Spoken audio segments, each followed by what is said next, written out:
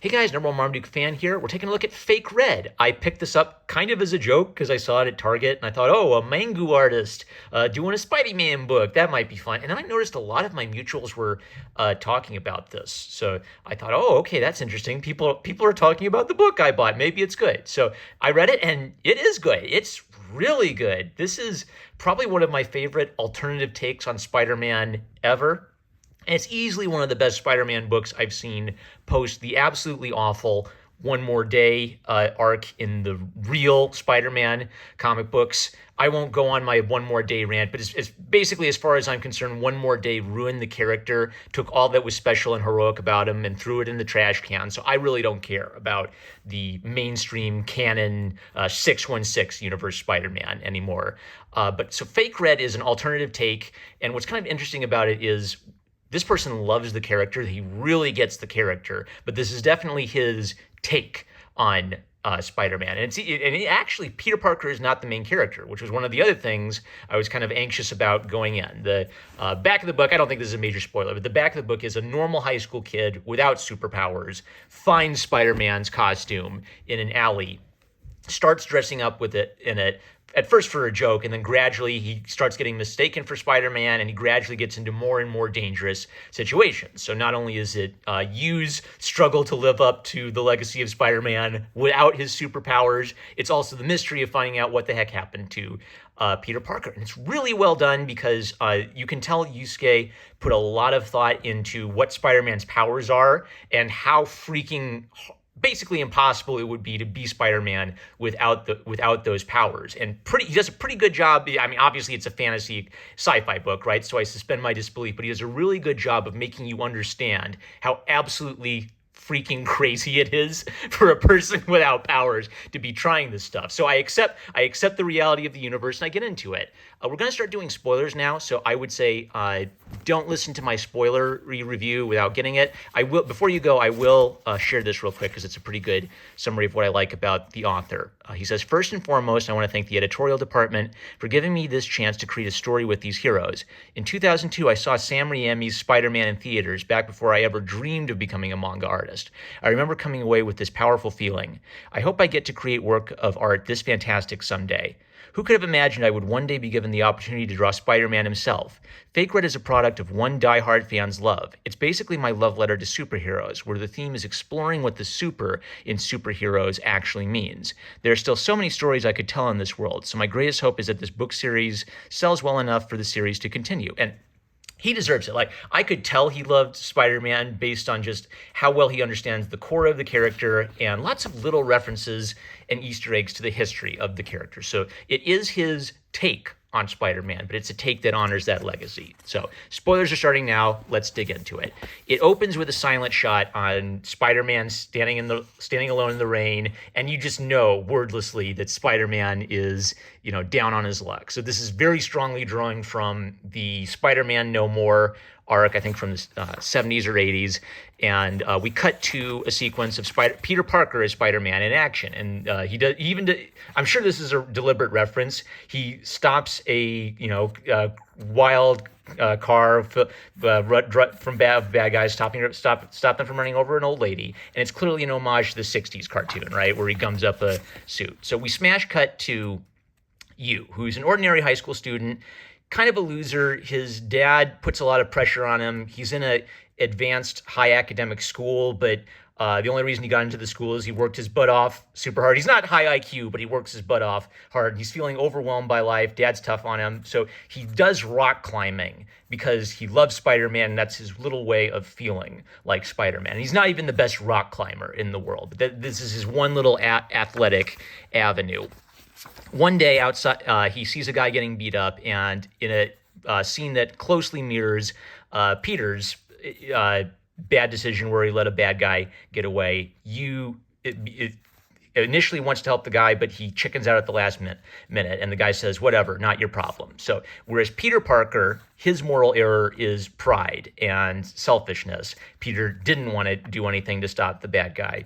Yu's moral error is cowardice. He wants to stop the bad guy, but he's afraid he doesn't have what it takes to actually do it. In that moment, he fortuitously finds Spider-Man's abandoned costume in the alley. And this is sort of like the weird little event that changes his life. I'll say this here. So the kids have cell phones, and one little thing I like about this is it uses cell phones in a way that doesn't feel cringy. It just feels realistic. So, he takes a selfie with the Spider-Man mask, because of course he would. I would do that if I found the real Spider-Man's mask. And then by accident, this leads to him getting mistaken for Spider-Man and someone begging him to help, save their kid. So he's goofing around. He's not taking this too seriously.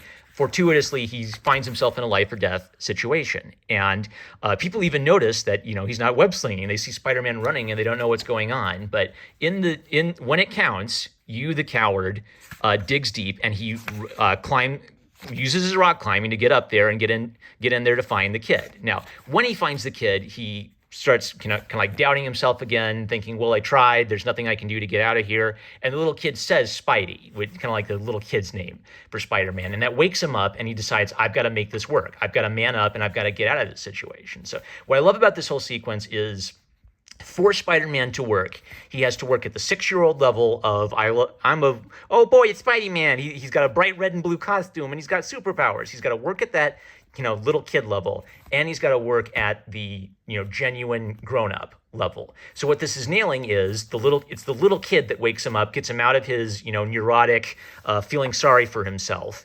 and then he acts like a real hero without the superpowers. So that was very effective. And then our little glimpses, okay, well, what the heck has happened to Peter? So Peter is wandering the sewers of New York, and he's in a desperate struggle with the symbiote that's trying to take over his mind. So after his heroic endeavor, Yu goes back to rock climbing, and he has a crush on a sweaty tomboy who's really athletic. Of course he does. That's so real. So and there's actually this point where she's probably a better rock climber than he is. So the one thing that he's kind of good at, rock climbing, other people are better at it than him. There's this really neat setup where she does what's called basically a leap of faith. There's some technical term for it, but you do this leap of faith where you can't reach the next grip. You have to make a jump and grab it, and that's setting up something later. He talks to her, and he's super awkward around girls, and she thinks he's a weirdo, so he's been ferociously judged by a girl, and then she immediately gets kidnapped, and of course he throws himself into it. So something I said earlier is I love how when he dresses in the Spider-Man costume, it makes a special point of emphasizing that he has no superpowers. So when he's pulling one of these stunts, it's really gripping. It's the kind of thing that Spider-Man could just do easily because he has the spider powers that for him is nearly getting him killed every single time. So he gets a taxi to catch up with the bad guys, launches a web at them, and then realizes, I didn't think this through. And then he's basically getting dragged by a car. What's her name? What's the name of his... What's Tomboy Waifu's name? I'm just going to call it Tomboy Waifu material. So Tomboy Waifu material, they work together to get her out of that situation. And he does the leap of faith, the double dino, to run and get a grip on the car. So that was the setup. She did it, then he did it too, right? He's doing things he previously never believed were possible.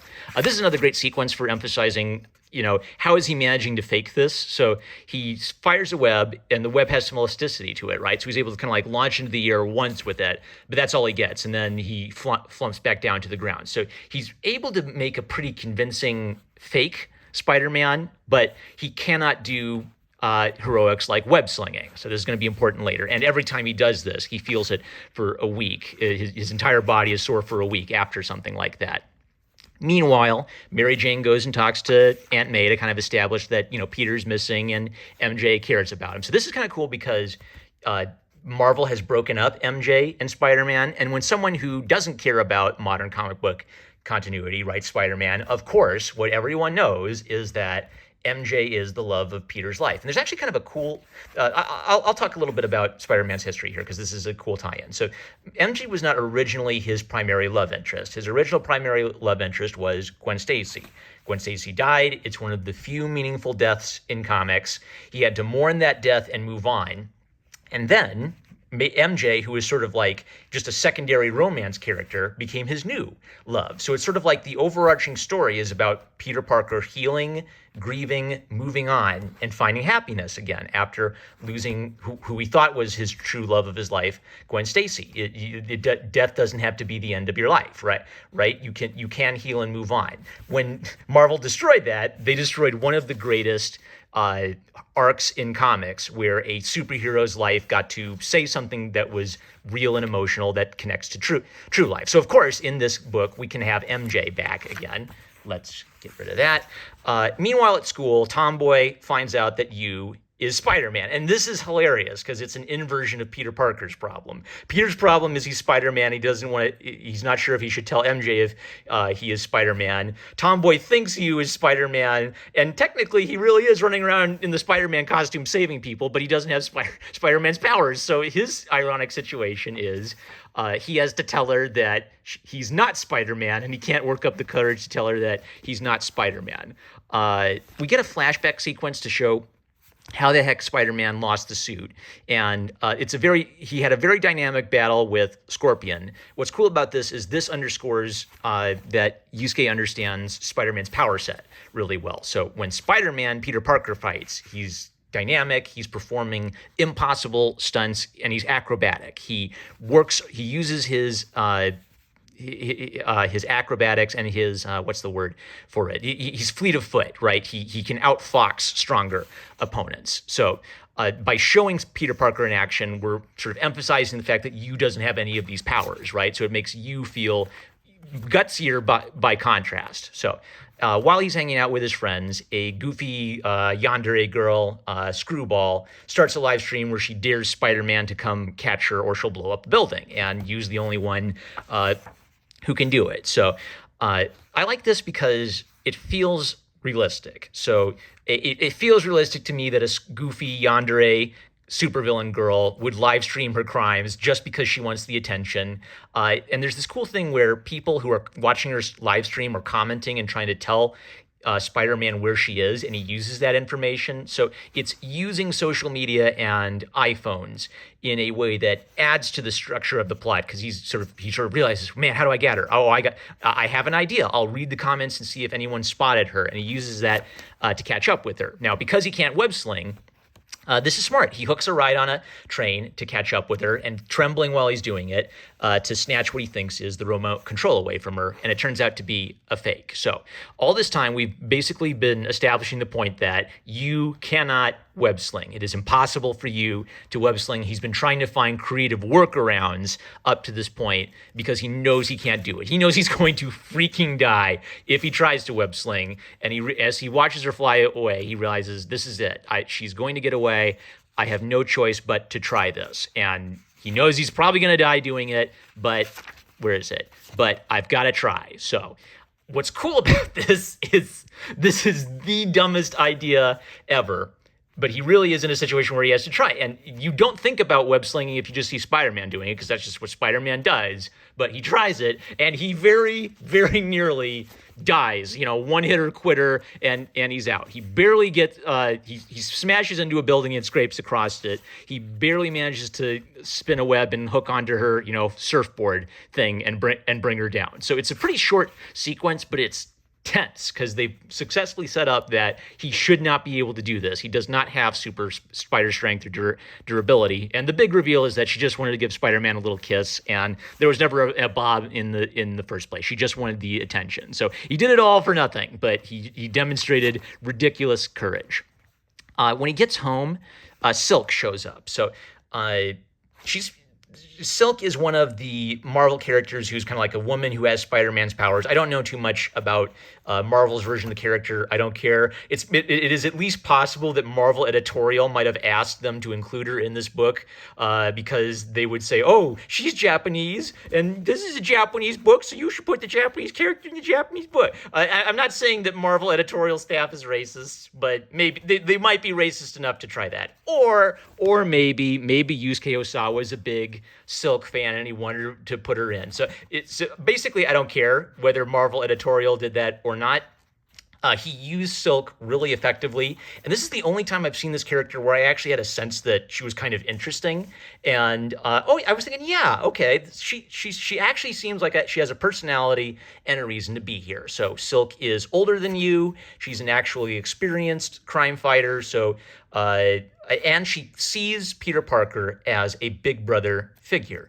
There's this really cool idea where she mentions that we have a sense, the spider sense, of course, that lets her know when Peter Parker is at least generally present. Which I've never seen Marvel push that idea that the spider sense might be specially attuned to other spider-powered people, but that's a really good idea. It kind of explains why she has this almost like little sister relationship to Peter Parker and maybe a crush on Peter Parker. So Silk, obviously she's somewhat, because of this connection, she knows Peter's missing. She goes investigating Yu and assumes he did something bad at first. And there's this great subtle scene where she looks around Yu's room and she sees the poster of Spider-Man and the Avengers, and she infers, okay, this is just a kid. This isn't someone who kidnapped Spider-Man. That was a nice little touch.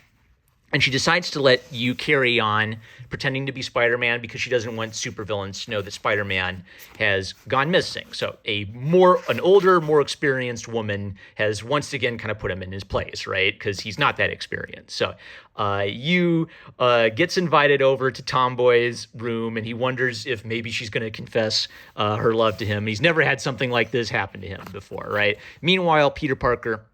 Oh, there's something important I forgot to mention. So the one piece of important information Silk shares with you is that Spider-Man's motto is, with great power comes great responsibility. She doesn't trust him enough yet to give him Spider-Man's secret identity, but she tells him that. That is the word Spider-Man lives by.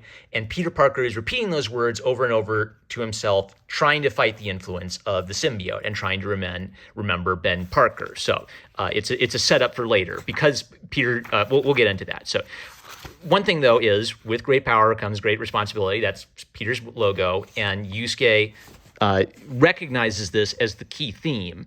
And so he actually brings those words into it and then uses them in an interesting way. So yes, it's Spider-Man repeating his motto over and over again, but it's to help him fight the influence. And later we'll see it actually has some interesting plot significance. So Tomboy confesses that she does not have a crush on Yu. She confesses that she's a lesbian, and Yu has been friend zoned. Now, it's kind of interesting because he feels, let down. He feels heartbroken, but he didn't have a friend before. So even though he's friend zoned, having a friend to him, because he's a bit antisocial, is a big step up from having no friends. And he feels like it was good that she trusted me enough to tell me that, right? So not the win he wanted, but he's starting to win in life a little bit. He's got his first girl who is a friend, but even though she won't be his girlfriend. And to him, that feels like a big victory. The symbiote attacks, they don't call it Venom, so I don't think that Venom exists in this universe yet. This is probably like the first appearance of this thing. Venom attacks, defeats Silk, by the way, to set up how dangerous of a villain this is. Yu sees this and leaps into action again to try to help the police. And he hears Peter repeating, with great power comes great responsibility, which is how he's able to put two and two together, that the real Spider-Man must be the one trapped inside this thing. After another desperate struggle where he's just barely surviving, he puts two and two together that the monster hates loud noises, so he latches onto the church bell to ring the church bell. So again, this is coming right out of the comics. In the comics and in the movies, Spider-Man, Peter Parker goes to the church and he rings the church bell to get the thing off of them. And something I'll point out is there's obvious Christian symbolism in going to a church to get a demonic thing off of you, and Yusuke picks up on that, and he emphasizes that he's not afraid. He's not afraid to kind of keep important symbolic ideas from the comics. Who knows? He may be a Christian. He may be not, but he knows that it's an important symbolic idea to Spider-Man's story. What's kind of interesting about this is it's combining elements of the symbiote story arc with the Spider-Man No More story arc. So after Yu rings the bell, Peter says, "I don't remember who I am." So Yu takes off the mask, gives it to Peter, and tells him, "You're Spider-Man. You're my hero," on camera. So this entire time, Yu's been agonizing about, admitting to his tomboy friend that he's not the real Spider-Man. He tells the truth and live on air confesses that, he's not the real Spider-Man, and he gives Spider-Man his mask back, which is what reminds Spider-Man of who he is. So the evil villain shows up. Oh yeah, here's very subtle Christian symbolism, guys. So I highlighted this page because this is where Yusuke might potentially be doing introducing some of his own original ideas that I've never seen explored before. So when Peter Parker remembers who he is, he gets control of himself, and the symbiote changes into the black-suited Spider-Man costume. So this is completely different. In every other version of Spider-Man, Peter Parker is desperately trying to get free of the symbiote because it's evil and he doesn't want it influencing him. This is floating the idea that the suit itself may not be evil. It's just something that needs to be controlled. So this might be potentially setting up the idea that Peter Parker is going to become the black-suited Spider-Man and not get rid of the symbiote, but master the symbiote. So it doesn't control him, but he controls it. And that's a really interesting idea because he only had the black suit very briefly in the comics before wanting to get rid of it, and then he kind of hated the suit forever after that. So this might be something that's setting up a future plot line. Who knows? So the villain behind all this is revealed to be Mysterio. They never actually make this point, but there's a really cool subtextual idea to this. Mysterio is a special effects guy who wanted to pretend to be a superhero because he was jealous of Spider-Man, right? So he tried to tarnish Spider-Man's reputation and set himself up as a hero using his stage magic.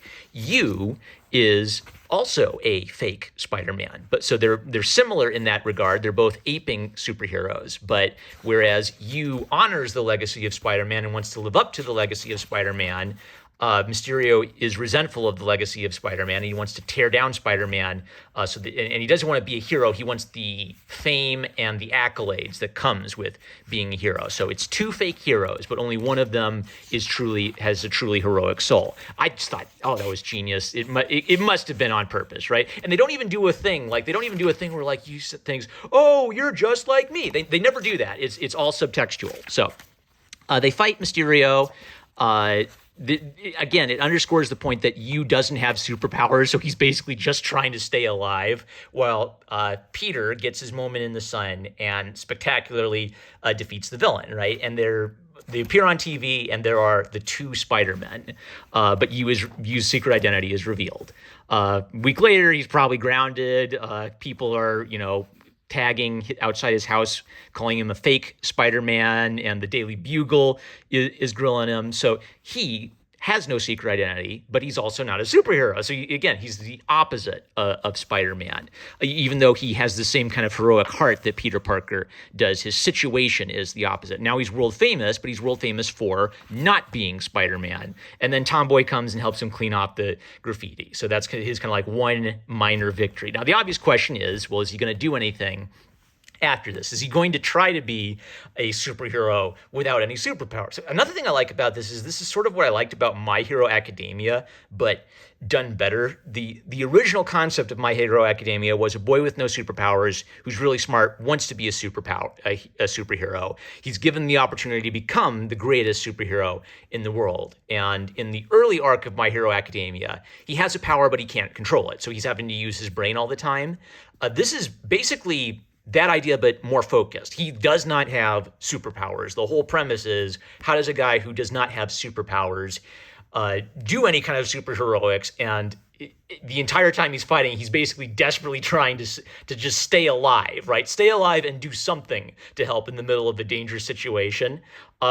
I would be really interested to see where Yusuke Osawa goes with this. So I'm basically asking you, please, please, please go buy Fake Red so it's a big hit so that Yusuke Osawa gets to do more. Because not only is this a very clever idea just from like the superpower, the guy with no superpowers has to be a superhero. I want to see some more of that. This is also someone who gets the character and who gets heroism, accepting responsibility, putting others first, risking your life potentially, and not necessarily getting any reward for your super heroics. It's interesting that Peter Parker didn't show up a lot in the book, yet his presence was felt throughout the book. So very intelligent use of Peter Parker's character as a secondary character, very intelligent way of introducing a brand new character. This is basically what Marvel needs to do with Miles Morales, is instead of just telling you, hey, Miles Morales is Spider-Man, you bigot, they need to let Miles Morales have more of his own identity and more of his own stories where he gets to act as a hero and not just constantly be in this endless internet argument over whether Peter Parker is Spider-Man or Miles Morales is Spider-Man. I'm guessing that because Spider-Man is back, Yusuke may have ideas for how to develop that. I don't know, but even if he doesn't, it's an excellent. If this is all there is, it's one of the best all-time standalone Spider-Man stories ever written, and you should definitely get it in your collection. That's it. Number one Marmaduke fan. Love you guys. Catch you later.